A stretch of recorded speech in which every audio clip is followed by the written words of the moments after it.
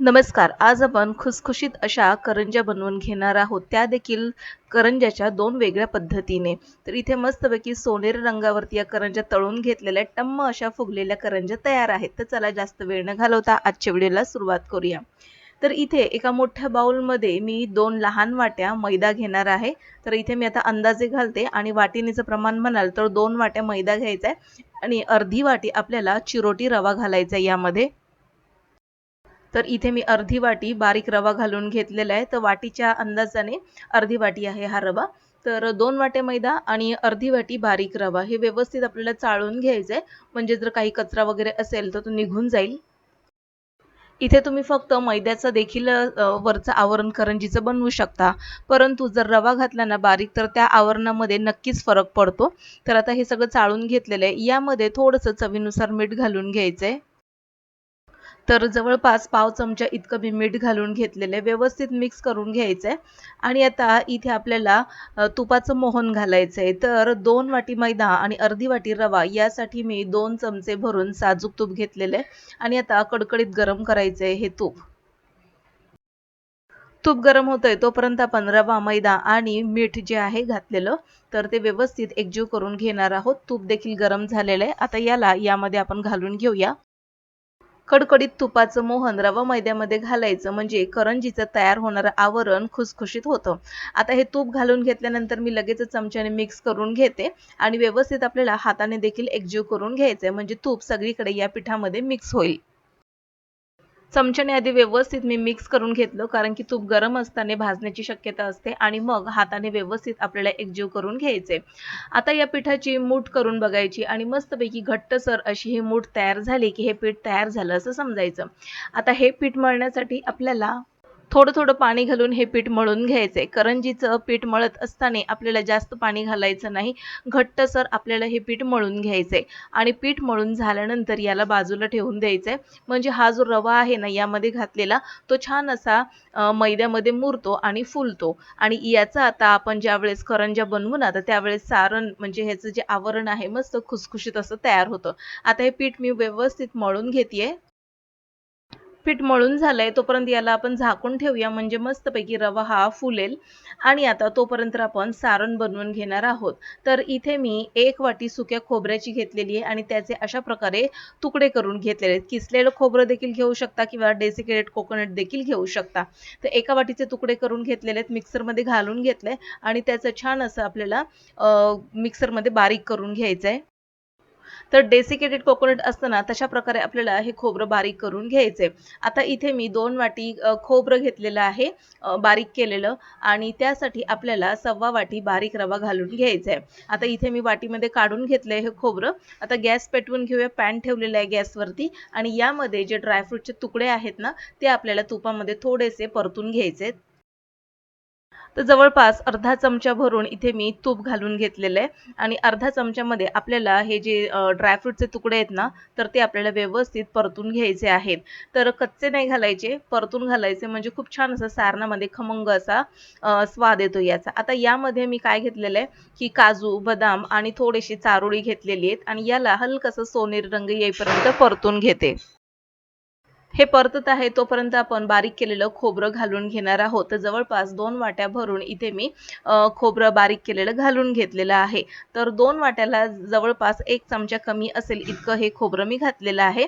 आता याला देखील हलकासा सुगंध सुटेपर्यंत खमंग असं परतून घ्यायचंय. तर ते लक्षात ठेवायचं खोबरं जास्त आपल्याला रंग बदलायचा नाही त्याचा.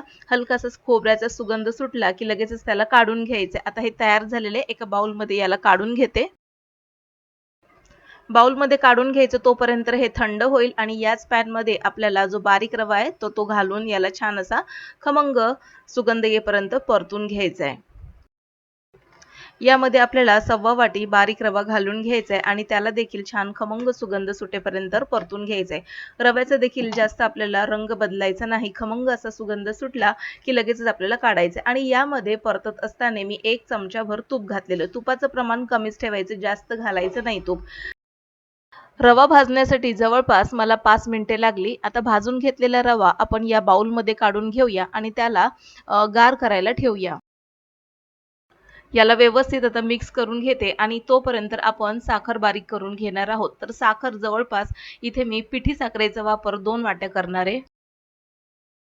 माझ्याकडे तयार पिठी साखर होती, तर तीच पिठी साखर मी या मिक्सरच्या भांड्यामध्ये घालून घेते आणि यामध्ये 10 ते 12 वेलचीचे दाणे घालून घेतलेले आहेत आणि या सारणमध्ये आपल्याला थोडंसं जायफळ किसून घालायचंय. मिक्स करायचंय. चिमटभर मीठ घालून पुन्हा एकदा मिक्स करून घ्यायचंय. 2 वाट्या बारीक केलेली पिठी साखर आता या सारणमध्ये आपण घालून घेणार आहोत आणि आता हे जे तयार झालेलं सारण आहे ते व्यवस्थित मिक्स करून घेऊया. म्हणजे ही साखर व्यवस्थित या सारणामध्ये मिक्स होईल.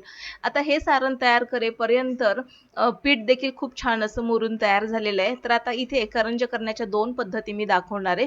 तर मोठी अशी पातळशी पारी लाटून घ्यायची आहे आपल्याला चपाती एवढी आणि यामध्ये 4 बाजूला 4 चमचे भरून सारण घालून घ्यायचंय आणि त्याला साइडने थोडंसं पाणी लावून त्याच्या ज्या बाजू आहेत पिठाच्या त्या अशा प्रकारे दुमडून घ्यायच्या आहेत आणि दाबून घ्यायच्या आहेत चारही बाजूने. एका वाटीने त्याला कट करून घ्यायचंय आणि एकाच वेळेस आपल्याला 4 करंज्या तयार झालेल्या दिसतील. कुठेही ही करंजी फुटत नाही, फाटत नाही. आता याच्या ज्या किनारी आहेत जर तुम्हाला वाटत असेल या तेलामध्ये फुटू शकतात, तर त्या किनारी तुम्ही काटे चमच्याच्या सहाय्याने त्याच्या किनारी व्यवस्थित दाबून घेऊ शकता. तर एकाच आकाराच्या छान अशा करंज्या तयार होतात आणि एकाच वेळी 4 करंज्या तयार होतात. तर अशा प्रकारे बघा मी दुसऱ्या करंज्या देखील बनवून घेतलेल्या आहेत आणि याला काटे चमच्याने अशा याच्या किनारी व्यवस्थित दाबून घेते. तर अशा पद्धतीने देखील आपण झटपट करंज्या बनवू शकतो आणि पटकन होतात. सोबतच एकसारख्या आकाराच्या बनून तयार होतात. आता इथे मी या करंज्या तळत ठेवलेल्या आहेत. तोपर्यंत मी दुसरा प्रकार दाखवणार आहे, जो एकदम साधा आहे, जे तुम्ही नेहमीच वापरता. करंज्या तळण्यासाठी जास्त काही वेळ लागत नाही. मध्यम आचेवरती या करंज्या छान अशा सोनेरी रंगावरती तळून तयार झालेल्या आहेत. याला मी काढून घेते आणि आता दुसरी पद्धत आपण पाहून घेऊया.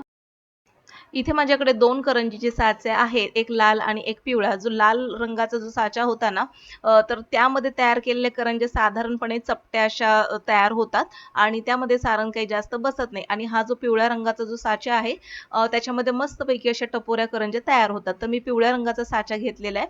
तर करंज्याचं पीठ चिटकू नये म्हणून आतमध्ये थोडासा मैदा लावून घेतला, किनारीला देखील. आता यामध्ये मी चमच्याभर सारण भरून घेतलेलं आहे. किनारीला पुन्हा मी पाणी लावून घेतलेलं आहे आणि त्याचा दुसरा पिठाचा भाग अशा प्रकारे फोल्ड करून घेतलेला आहे. आता हे जे पीठ आहे किनारीला व्यवस्थित मी असं प्रेस करून घेते आणि या साच्याचा दुसरा भाग त्यावरती दाबून अशा प्रकारे एक्स्ट्राचं जे पीठ आहे ते काढून घ्यायचंय आणि आता आपण करंजी बघणार आहोत. तर खूप छान अशी टप्पोरी करंजी यामध्ये तयार होते, तुम्हाला दिसतच असेल आणि या साच्याने देखील तुम्ही एकसारख्या आकाराच्या करंज्या तयार करू शकता. तर दोनही पद्धती खूप सोप्या आहेत आणि झटपट होतात. तर आपल्या हाताखाली जर कोणी नसेल ना, तर पहिली पद्धत फार उपयोगी आहे. तर आता ह्या करंज्या देखील मी छान सोनेरी रंगावरती तळून घेते. तर आज आपण करंज्या बनवण्याच्या 2 पद्धती पाहिल्या. तर कोणती पद्धत तुम्हाला आवडली हे मला कमेंट बॉक्समध्ये नक्की लिहून कळवा. तर असंच करत मी सगळ्या करंज्या तळून घेतलेल्या आहेत आणि आता ह्या बघा मस्त एकसारख्या आकाराच्या खुसखुशीत अशा करंज्या तयार आहेत. आता मोडून देखील दाखवणार आहे. तर आजची करंजीची रेसिपी आवडली असल्यास नक्कीच लाईक, शेअर आणि सबस्क्राईब करा. पुन्हा भेटूया नवीन एका इंटरेस्टिंग रेसिपी सहित. तोपर्यंत बाय.